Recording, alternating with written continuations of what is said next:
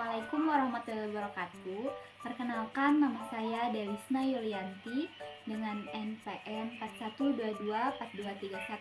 412242311063, Program Studi Manajemen Angkatan 2020.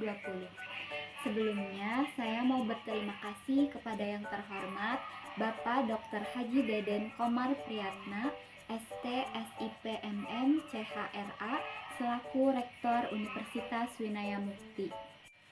Yang terhormat Ibu Haji Dr. Wina Roswina, SE, MM, CPM, selaku Dekan Fakultas Ekonomi dan Bisnis Universitas Winaya Mukti.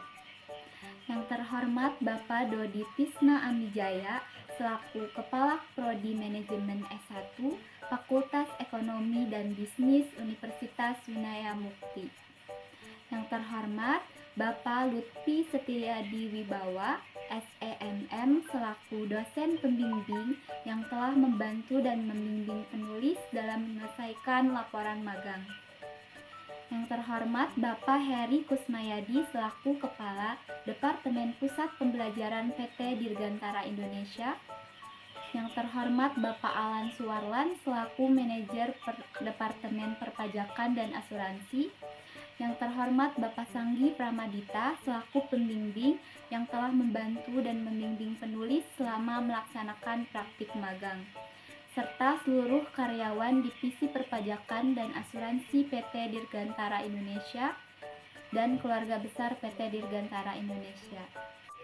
Saya di sini akan mempresentasikan laporan akhir magang saya, dan tanpa berlama-lama saya akan mempresentasikan laporan akhir magang yang berjudul Prosedur Sistem Perpajakan atas Pemungutan, Penyetoran, dan Pelaporan Pajak Pertambahan Nilai pada PT Dirgantara Indonesia.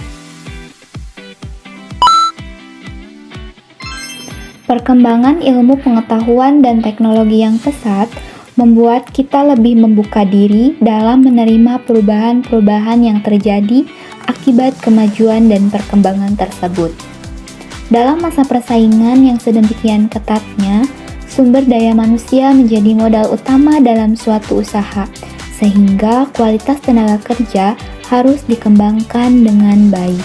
Perguruan tinggi merupakan salah satu lembaga pendidikan tinggi di Indonesia yang diharapkan mampu menghasilkan lulusan yang terampil, profesional, bertanggung jawab, dan siap menghadapi tantangan di dunia kerja. Terkait dengan hal tersebut, Universitas Winaya Mukti sebagai salah satu lembaga pendidikan tinggi swasta menyelenggarakan program magang sebagai tindak lanjut dari program pendidikan. Mempertimbangkan hal tersebut, maka mahasiswa memilih PTDI sebagai tempat magang. Evaluasi atas praktik yang dilakukan selama magang. Pelaksanaan magang dilakukan oleh penulis yaitu di Departemen Akuntansi Manajemen selama kurang lebih 4 bulan, dari bulan Oktober sampai bulan Januari 2025. Saat hari pertama, penulis melakukan pengisian data pembuatan ID card, penyerahan berkas-berkas, pengambilan ID card, pengarahan dan penyuluhan safety induction, dan di hari kedua, penulis diberikan tugas pertama yakni penginputan data pajak menggunakan SAP dan melakukan pengecekan data SAP untuk diinput ke Excel. Di momen tersebut, penulis dapat berkenalan langsung dengan pegawai yang ada di sana, termasuk seluruh pegawai yang ada di divisi pajak dan asuransi, serta penulis secara tidak langsung dapat menjelajahi bangunan dari gedung Pusat Manajemen PT Dirgantara Indonesia. Melakukan refleksi diri atas kegiatan magang. Selama 4 bulan melaksanakan kegiatan magang ini, penulis banyak mendapatkan ilmu dan pengalaman baru di perusahaan BUMN, khususnya pada PT Dirgantara Indonesia di Departemen Akuntansi Manajemen. Dalam kegiatan ini, penulis dapat mengetahui prosedur sistem perpajakan atas pemungutan, penyetoran, dan pelaporan pajak pertambahan nilai pada PT Dirgantara Indonesia. Walaupun pekerjaan yang dikerjakan berbeda dengan prodi yang diambil oleh penulis, tetapi penulis mendapatkan skill dan juga pengalaman baru dalam bidang akuntansi manajemen, khususnya dalam perpajakan. Sejarah PT Dirgantara Indonesia. PT Dirgantara Indonesia adalah sebuah BUMN yang awalnya bernama PT Industri Pesawat Terbang Nurtanio yang didirikan pada tanggal 28 April 1976 dengan akte notaris nomor 15 dengan direktur utamanya B.J. Habibie.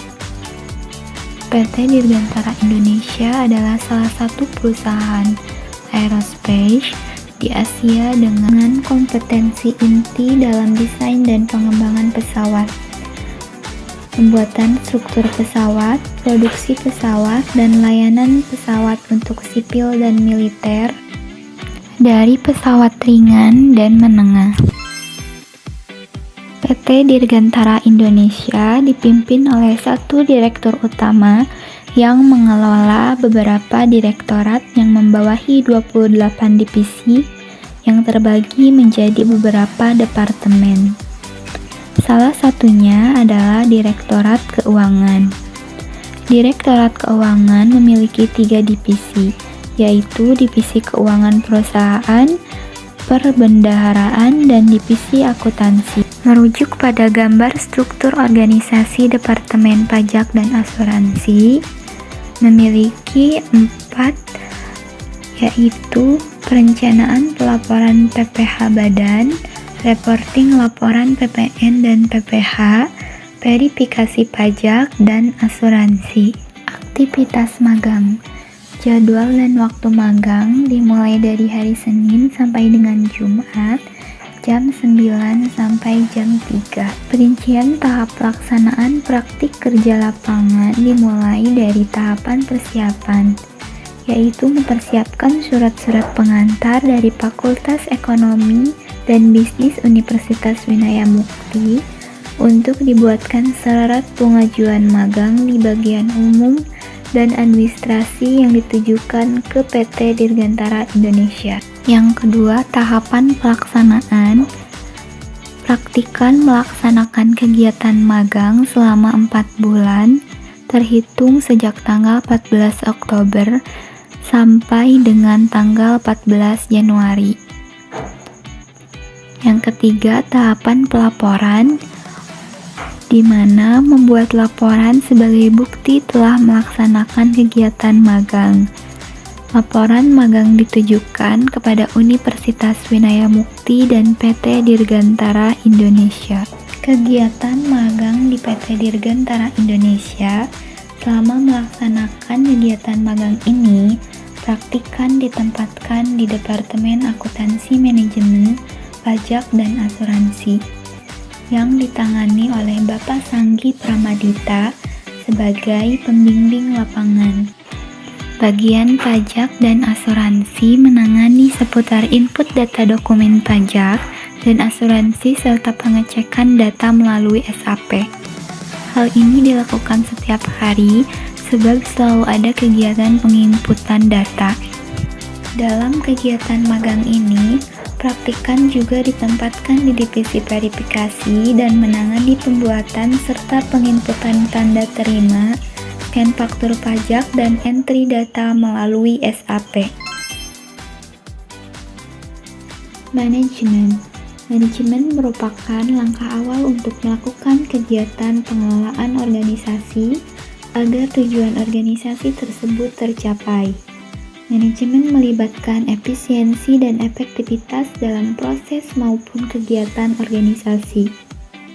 Melalui manajemen, dilakukan proses pengintegrasian berbagai sumber daya dan tugas untuk mencapai berbagai tujuan organisasi. Pengertian manajemen keuangan.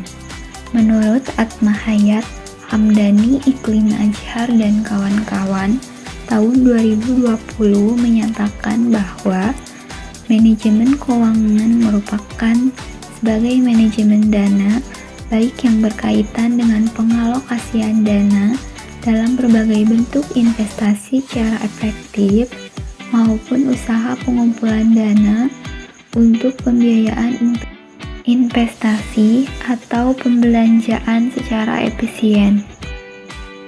Pengertian pajak.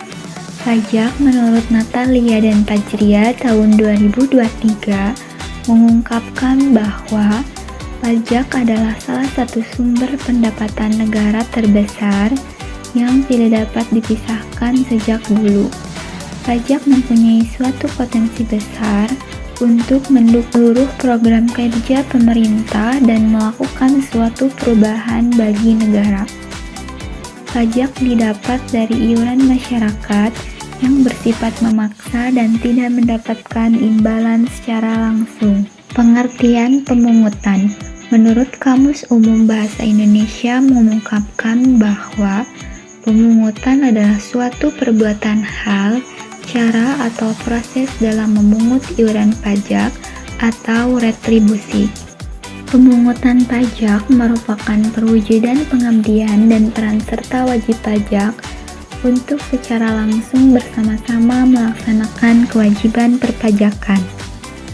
Pengertian pelaporan. Pelaporan adalah suatu keterangan tertulis yang disampaikan seorang sekretaris kepada atasannya atau suatu panitia kepada yang membentuknya sebagai akibat dari pelaksanaan sebuah kegiatan. Adapun proses menyiapkan dan menyerahkan laporan PPN yang diperlukan kepada otoritas pajak terkait, biasanya laporan PPN berisi tentang informasi jumlah PPN yang dibebankan pada penjualan, jumlah PPN yang dibayarkan pada pembelian, dan kewajiban atau pengembalian PPN yang diakibatkannya. Pengertian penyetoran. Penyetoran adalah sistem yang mencakup seperangkat aturan, lembaga dan mekanisme yang dipakai untuk melaksanakan pemindahan dana guna memenuhi suatu kewajiban yang timbul dari suatu kegiatan ekonomi. Penyetoran pajak adalah perwujudan dari kewajiban kewarganegaraan dan peran serta wajib pajak untuk secara langsung dan bersama-sama melaksanakan kewajiban perpajakan untuk pembiayaan negara dan pembangunan nasional. Tempat pembayaran atau penyetoran dapat dilakukan di kantor pos dan giro, bank pemerintah, bank pembangunan daerah, bank devisa, bank-bank lain penerima setoran pajak, dan kantor Ditjen Bea Cukai untuk impor tanpa LKP. Bagian-bagian yang terlibat prosedur pemungutan, penyetoran, dan pelaporan PPN. Yang pertama, fungsi pajak bertanggung jawab untuk mengumpulkan, mengatur, serta menyiapkan dokumen perpajakan perusahaan. Yang kedua, fungsi verifikasi adalah serangkaian kegiatan pengujian, pemenuhan kewajiban, subjektif dan objektif atau perhitungan dan pembayaran pajak berdasarkan permohonan wajib pajak. Yang ketiga adalah fungsi akuntansi, di mana akuntansi PPN dapat diartikan sebagai akuntansi yang kegiatannya untuk memenuhi ketentuan penyelenggaraan pembukuan dan bertujuan memberikan informasi bagi perusahaan untuk dapat menghitung, membayar, menyetor, dan melaporkan mengenai PPN yang terutang.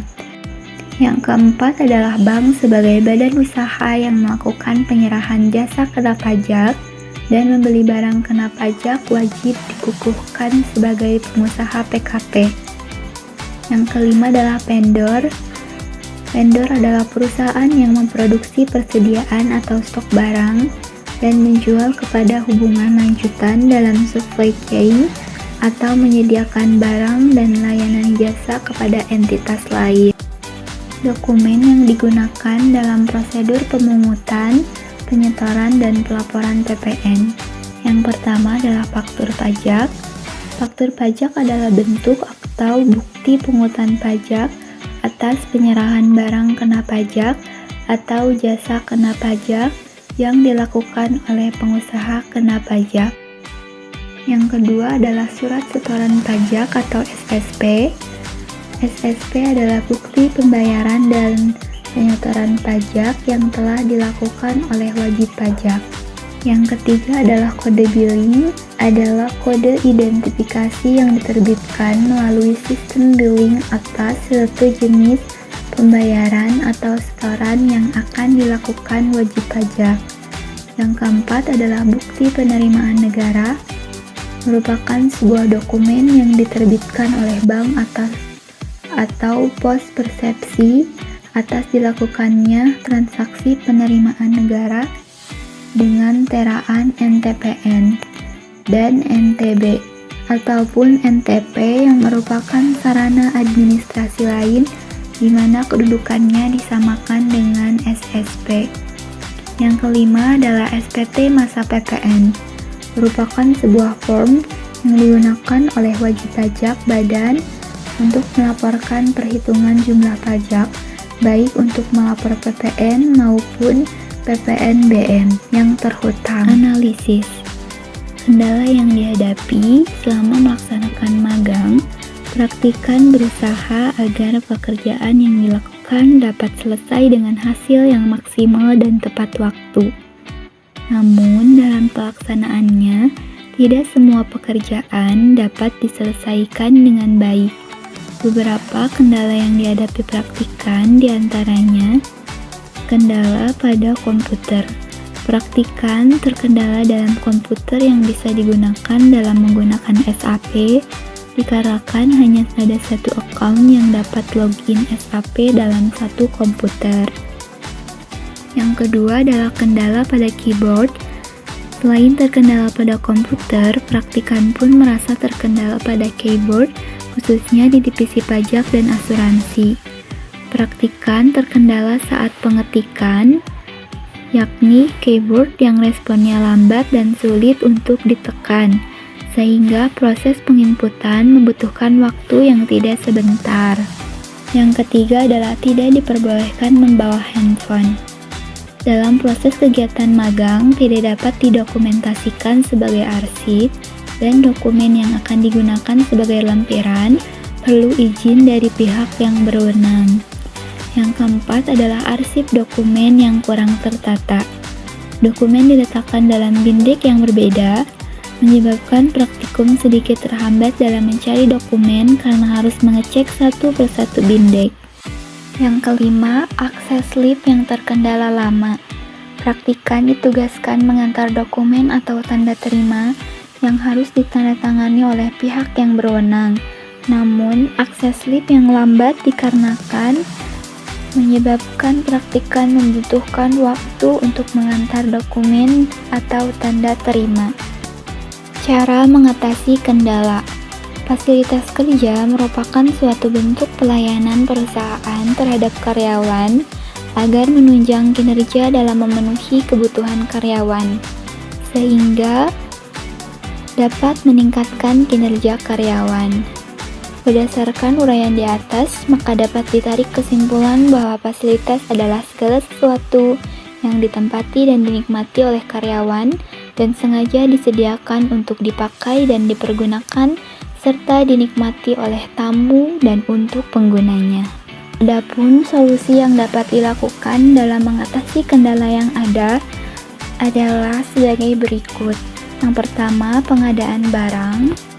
Pengadaan ialah segala kegiatan dan usaha untuk menambah dan memenuhi kebutuhan barang dan jasa berdasarkan peraturan yang berlaku dengan menciptakan sesuatu yang tadinya belum ada menjadi ada. Yang kedua adalah penyimpanan berkas yang lebih tertata.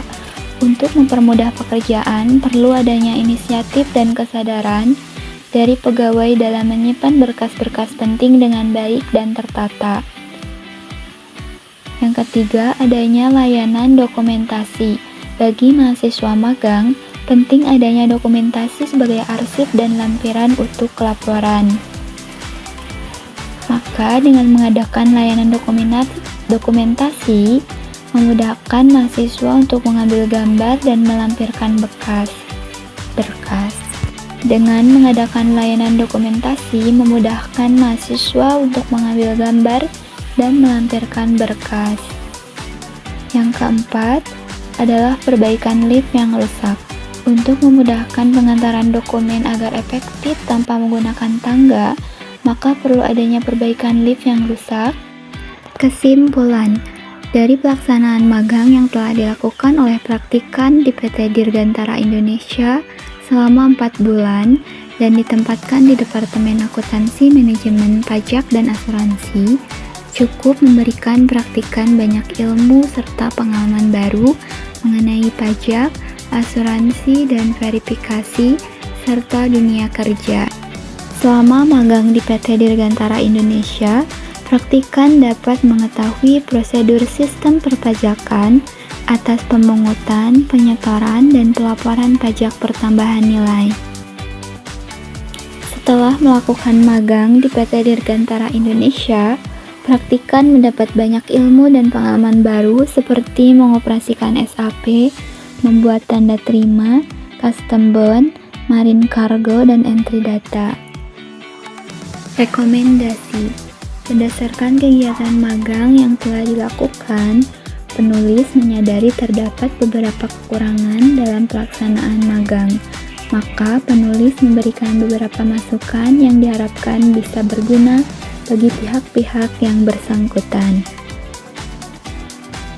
Selama melaksanakan magang di PT Dirgantara Indonesia, manajemen perlengkapan kerja pada Departemen Akuntansi Manajemen sudah terbilang baik.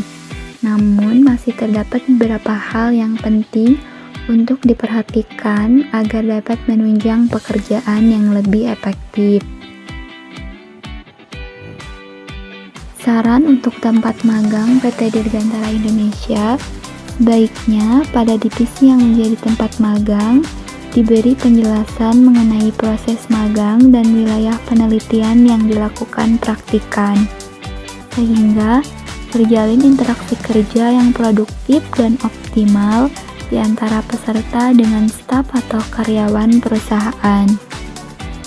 Saran untuk program studi manajemen Fakultas Ekonomi dan Bisnis Universitas Winaya Mukti, sebaiknya pihak kampus dapat memperluas jaringan kerjasama dengan instansi atau perusahaan, baik pemerintah maupun swasta.